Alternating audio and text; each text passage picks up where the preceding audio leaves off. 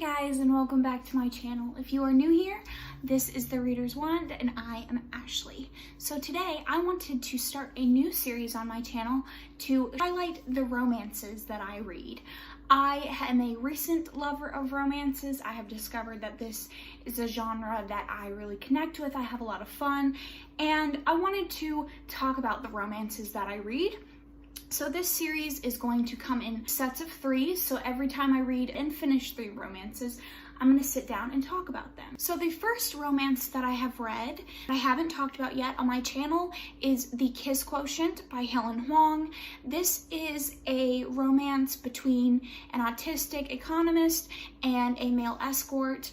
Our heroine decides that she wants to hire a male escort to teach her the ropes about sex and relationships because she's not entirely comfortable with human interaction. She's had sex before, but she didn't like it, she didn't get anything out of it, and she wants to know what it's really all about. So she hires this male escort, and our hero has been doing this for a while. And he quickly learned that our heroine has some reservations about being touched and things like that, and he doesn't ask any questions. And he kind of shows her the ropes, and it's incredibly sweet and tender. He doesn't demand anything from her that, like, any sort of explanation. He knows that he's not owed an explanation. He just takes her as she is, and he doesn't ask any questions. He kind of lets her, hold in what she wants to hold in and talk about what she wants to talk about, and obviously slowly a romance buds between the two of them. I gave this book a 5 out of 5 stars. I think that the representation was fantastic. As someone that is experienced with autism, I think that the representation was good. This is an Own Voices story from Helen Hoang, and if you want to really get a better understanding of how the rep is, I recommend that you would go to an Own Voices reviewer that can kind of tell you how they felt about it.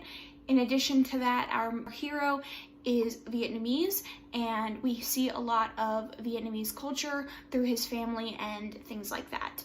And I just really thought that this was a tender romance. I really liked the way that the autism was handled from our hero's point of view, and I think that it was really steamy, so I would recommend it. So next up, I read My Favorite Half Night Stand by Christina Lauren. This is a friends to lovers romance between our 2 main characters, and it originally starts out as an innocent hookup between our hero and our heroine, and it becomes more when our friend group joins a dating site and they end up matching unbeknownst to our hero.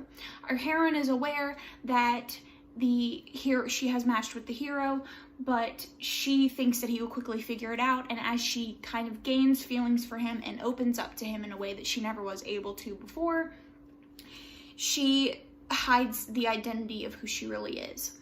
I gave this book a 4 out of 5 stars. I really thought that the romance was very sweet, but I didn't like the way that our hero was handling the various girls that he was talking to. Granted, there was no cheating, and he was not exclusive with any of the girls, but at the end of the day, he knew what he wanted, and I felt like was stringing the girls along, even if he was unsure of what was happening. Granted, the female, our heroine, didn't accurately address how she was feeling. She didn't really talk to him all that much, but I still feel like he knew what he wanted, and it wasn't fair of him to string these other girls along knowing that they weren't what he wanted. The romance between the two was very steamy. The writing is not light, so the writing does not shy away. It is not a closed door situation. In fact, none of the writing really in any of the romances that I read is. So if you are sensitive to more steamy aspects and you don't really like reading about that, then I probably would skip this one and maybe the ones on this list.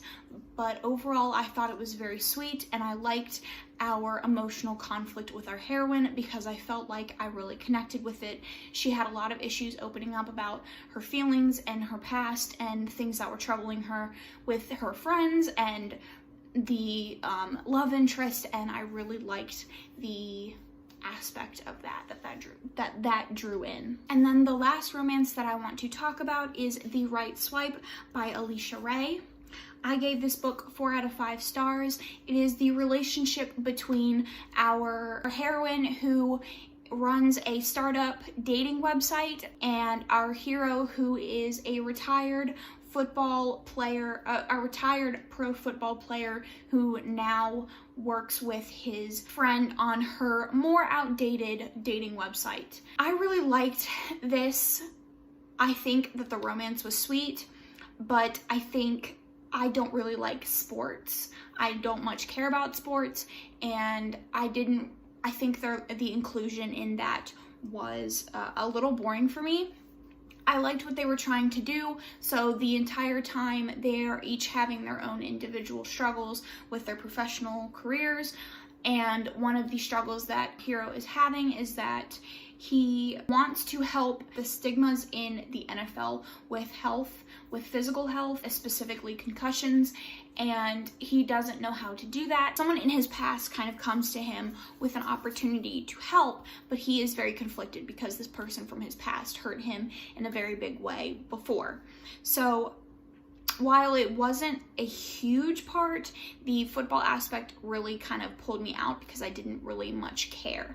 But I loved that our hero was a very soft guy. He had no issues telling our heroine his feelings. He had no issues telling her how he was falling for her and the things that he wanted and you know, their future together and all of those things. He had no issues showing her his affection, and I thought that was very refreshing. On the offset of that, our heroine, much like from My Favorite Half Night Stand, was kind of closed off. She really didn't feel like she wanted anything more serious, a one-night hookup, and she was kind of hurt from him in the past when they hooked up previously. She broke her hookup of only hooking up with someone for one night by agreeing to see him the next day, and when he kind of ghosted her, she felt very hurt by that and decided that she was never going to break her rule again. And this was just a really good romance.